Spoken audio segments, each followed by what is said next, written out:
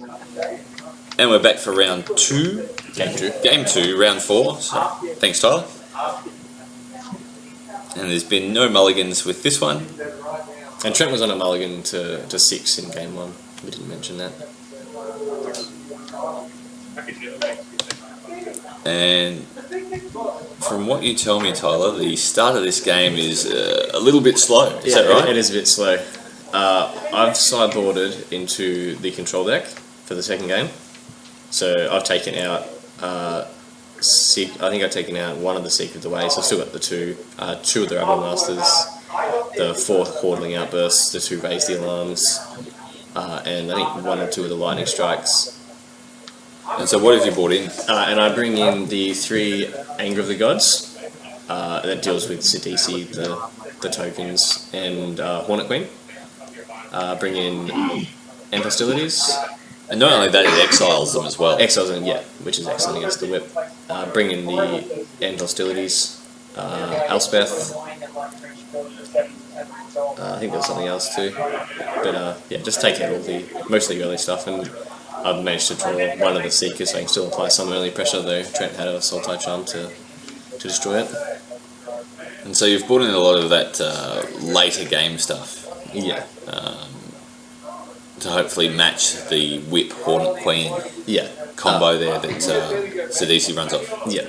When you're on the draw as a Madhu deck, if you're trying to play aggressive, it's very hard to win if he goes, like say Caryatid into Sidisi, into Doomwake Giant or something. You just can't attack into that with Rebel Masters and Hordling Outburst tokens and such. Yep. So there's really no point trying to play that game. And I've got 2 Bloodstained Wires there.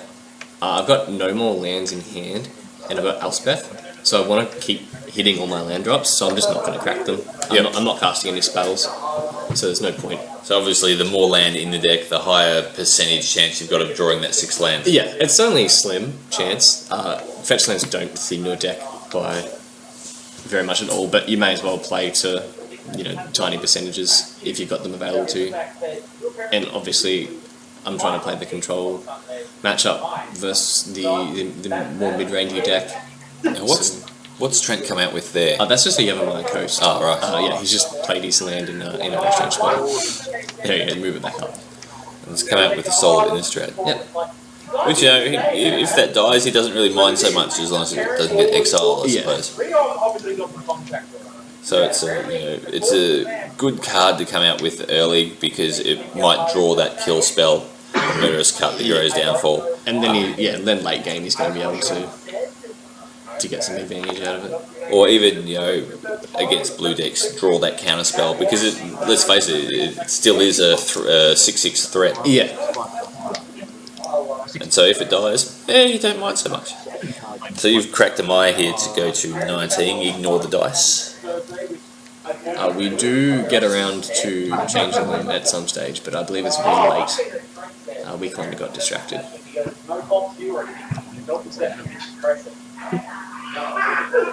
This is the first time we've used the dice, so we'll get used to it over time. So there's a Change the Rocks on the Soul of Innistrad, and probably the best place for it from your point of view. Yeah. Trent does have Sultai Charms, so I was definitely thinking about whether I wanted to change the rocks. I definitely want the Soul of Innistrad exiled, so he doesn't get any advantage from it in the late game.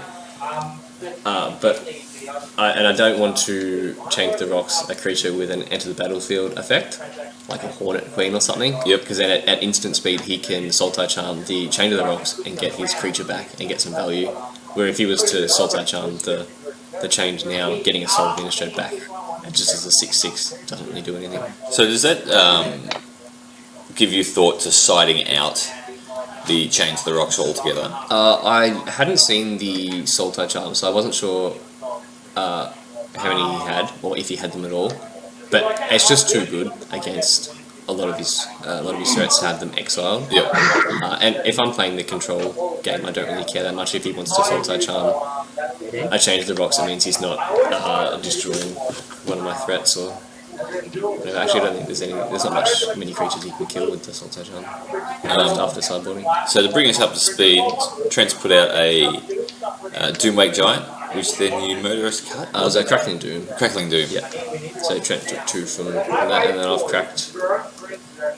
cracked a Bloodstained Mire in my turn with the plan of playing Elspeth, and as I've cracked it, I've realised that Trent has 2 mana open, and I am fairly certain he's playing Disdainful Strokes in his deck, and because he hasn't cast many spells, I've put him on Disdainful Stroke. So that was an error on my part. I didn't want to crack the fetch there. I would have liked to have kept drawing lands. Yep. And of course, we saw Trent with his Disdainful Strokes in round 3. Yeah. So we know he's playing them. Yeah.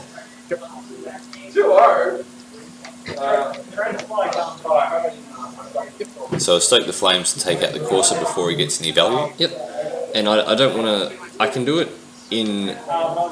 I can wait till the next turn and do it in Trent's draw step, so I get to see the next card of his deck. But I just want to have my mana untapped. I think I've got another Crackling Doom or more instant speed removal spells in my hand that I just want to have available by his turn. Yep. If he taps out for something, I want to be able to kill it, untap, play Elspeth. Yep. Or something along those So you don't want to get yourself behind, in other words. Yeah, so I can get a little edge by seeing the next card in his library, but I'd rather just play my spells when I have the opportunity to play them, to give myself as much mana as possible on later turns.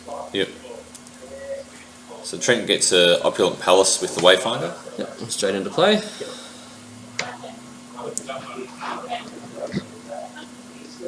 And so not a whole lot happening in these first turns, is there? No, Trent's fairly light on creatures, and my hand is all reactive spells almost. And I don't want to start running threats out into his untapped mana. And so you want to try and get something else out to draw that Disdainful Stroke before casting Elspeth? Yeah, I don't just want to play Elspeth, have it get Disdainful Stroke, and then have no other gas in my hand, and then just have to play reactively. If I had a few threats, then I can play them turn after turn and not give Trent time to develop his board. And so you're happy to take one here and there from the Wayfinder? Yeah, that's not really a huge issue. I'd probably let the Seder Wayfinder single-handedly take me to about 4 or 5 before I decided to use a removal spell on it. Like I said in one of the previous games, that Trent's deck doesn't have any reach other than creatures. Yeah. So having a lower life total isn't a big deal. He's not going to Stoke the Flames me or anything like that. So it's not something you need to be too concerned about. No. And I feel like I've got a pretty good handle on Trent's creatures, that I can just keep taking one and killing the big creatures when they come up. So at this point in time, I've got Trent on 18 and you want 16.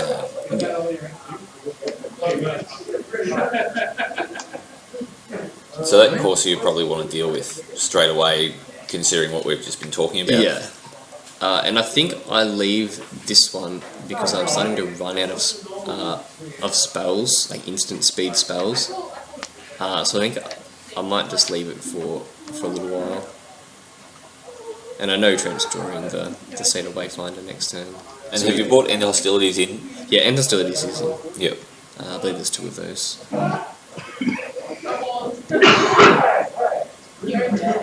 And so Anger of the Gods won't deal with the Corsair, but let's see what you put out here. There's a Butcher of the Horde. That'll block a Corsair. Yep. And if he wants to Hero's Downfall a Butcher of the Horde, then he can go ahead. I'd like his hand to have less cards in it when I cast Elspeth. So Elspeth I feel is the card that's going to win me this game, and not Butcher of the Hordes. Yeah. So I want to. So you're happy to draw other spells with the Butcher of the Horde, like Hero's Downfall, like this Disdainful Stroke. He's got a lot more answers to the Butcher than he would to an Elspeth. So I just want to. So if he's using one of his answers, such as that Hero's Downfall, you look at that as a good thing. Yeah. That's all I'm doing. I'm just making spells at the moment. I'm not under any real pressure. He's attacking for 3 and going to 13. It's not really a big deal. It's a very slow clock. Yeah.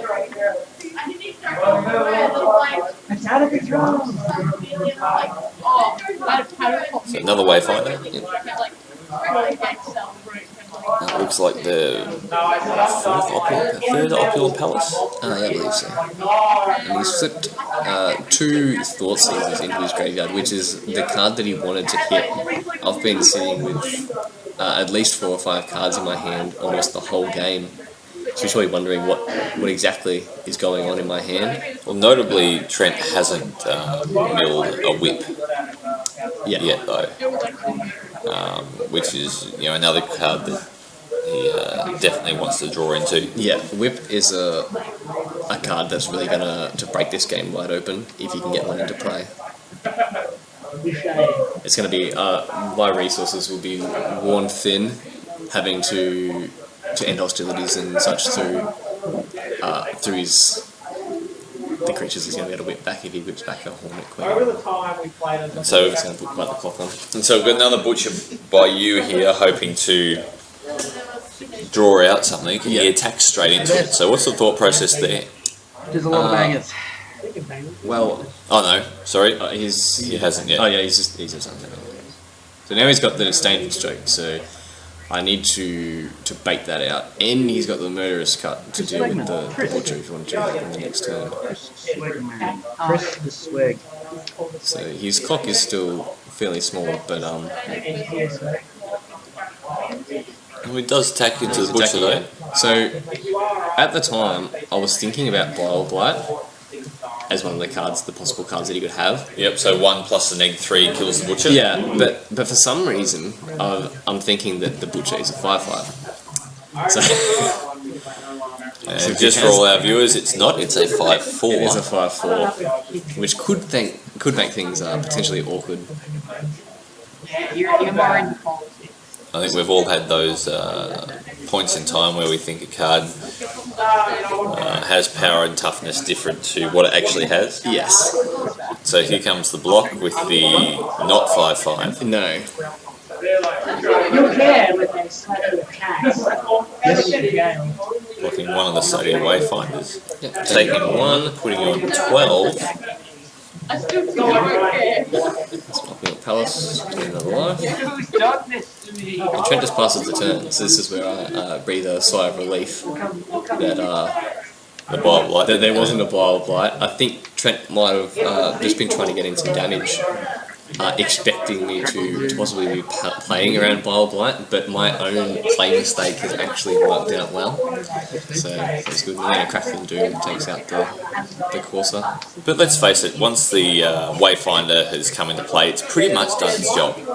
Yeah. And can actually be better off in the graveyard, so you can whip it back to get other creatures in your graveyard to whip back. Yeah. Of course, that's once the whip comes out. So you're coming through for 5 here. Yep. Putting Trent to 12. I've got him. However, I might have missed a couple Corsair. Yeah, it'll be Land pretty drops. close to the threat fluctuators. I believe we start changing the dice very soon. Go little wayfinders. They're So I've going. got him on 12 versus 11. So Trent's definitely not winning a race. No, the At Satyr this point in Wayfinder time. is fighting valiantly, getting the damage in. So we'll see how close we are once the dice eventually get moved. And that's the Sidisi. Now you can kill that at instant speed, and it Yeah. still mills the 3 cards, but he doesn't get the Yeah. So you lightning strike The token. in response to the mill trigger, and then if Sidisi's not in play when those cards get milled, then it doesn't see them Yeah. and get milled, so we won't get the zombie. So that's a good way to. Sidisi starts to force an end hostilities from me or an anger at the gods. Yeah. So him having one would get him far ahead would force me to take action, but having the lightning strike at instant speed there lets me stop him from getting ahead on the board. And so at this point in time, Trent's really hoping to draw into a whip. Yeah. He's got plenty of gas in the bin. He does have a murderous cut in hand. Yep. So he's got a way to You deal with can, Butcher. easily pay full price for if he wants to.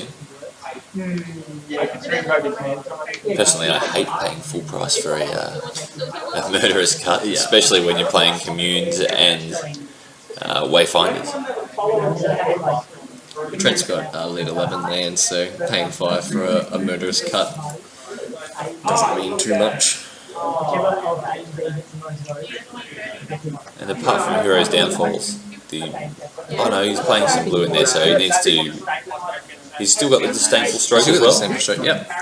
So I'm just going to play Sarkin over the Elspeth. I still think that Elspeth is going to be the card that wins the game, so we'll try and bait out the Disdainful Stroke, which he didn't fall for. But he does play the Downfall. Yeah. So he obviously thinks that the Disdainful Stroke is a better card to keep in hand over the Downfall. Yeah. So he used the Downfall in response to the Sarkin activating ability. So before it becomes an indestructible creature, he can Hero's Downfall. Yeah. And then the Murderous Cut takes out the Butcher of the Board. Now, just to clarify things, Trent's got 2 graveyard piles here. Presumably one's creatures and one's not creatures, just to make it easy for himself. Yeah. And that way, if I want to have a look at his graveyard to see what he can whip back, it just speeds up the game a little bit. I can just grab the pile of creatures. And then the exile pile is the horizontal ones. Yeah. And I've drawn another Sarkin there, so I can play that, and that baits out the Disdainful Stroke. Now, because I had put Trent on Disdainful Stroke 10 to 11. Very early in the game, and then I saw him draw one from the corner. So it's possible that he still has one in his hand. And so the dice have been fixed up. 11 versus 10, now to 9. I had 12 versus 11, so I wasn't far off. Pretty close.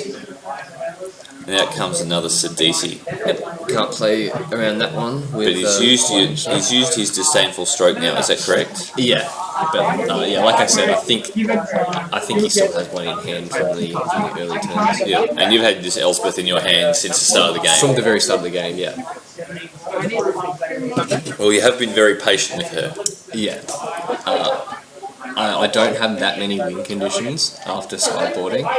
I can't get an advantage with the tokens and stuff at the start, so I have to deal as much damage as I can with my big threats. So Anger of the Gods takes out the Sidisi, the token, and the Sacred Wayfinder, and then a follow-up Butcher of the Horde. And Trent's finally drawn the Thought Seeds to see what's going on. We can see what's going on too. Yeah. So we've got an End Hostilities and Elspeth. That's a Dictate of Erebos. A Dictate of Erebos. Yep. And a Chain to the Rocks. What does Dictate of Erebos do? It has Flash as an enchantment. It's 5 mana. Whenever a creature I control dies, my opponents have to sacrifice a creature. So it's good in where if my opponent has a Hornet Queen or something, and I have to start like attacking into it. Yep. Or whatever, and then he'll have to start sacrificing creatures. It gets you that 2 for 1. Yeah, there's going to be a lot of times when we're going to have lots of trades with their creatures, possibly. So, and I just bring it in because the games are going to go very well. And so that should have that 5 attack should have taken Trent down to 6 there. And then I've just played out the Elspeth. I think it's time to. Any reason you didn't play the Elspeth first, make some tokens, sack one to the Butcher for some lifelink? Well, the Butcher was the previous turn. I cast Anger of the Gods and then played the Butcher in the same turn. Yep, but this turn you played Elspeth. Played the Elspeth, yeah. Yeah, you could have sacked a token to the Butcher. Well, for lifelink. For lifelink. Yeah. I don't think it's hugely relevant because Trent just doesn't have any reach, and I want to be able to have enough tokens in play just to kill him to make sure. Sure. And so he's taken 3 damage there, gone to 3. Yeah. And there's a whole bunch of tokens to deal with. You can't do that. And so look, after a slow start, that ended up being a really good game in the end. Yeah. Yeah, Trent didn't draw too many threats, and I just had a lot of reactive spells in my hand, which let me eventually draw into multiple threats. Well, no whips and no horn queens. Yeah, and Trent has a look at the bottom of his deck after this, and it's there's 4 Whip of Erebos in the bottom 5 cards of his deck, which is unfortunate for him, but it worked out well. Yeah, sure. Excellent. Well, thanks for joining us, and hopefully we'll see you after next Friday Night Magic. I believe next Friday Night Magic is modern in Bendigo. Sure is. So wait and see. Hopefully we'll have some different brews for you from that round of Friday Night Magic. Thanks for joining us. This is David from MTG Grinders.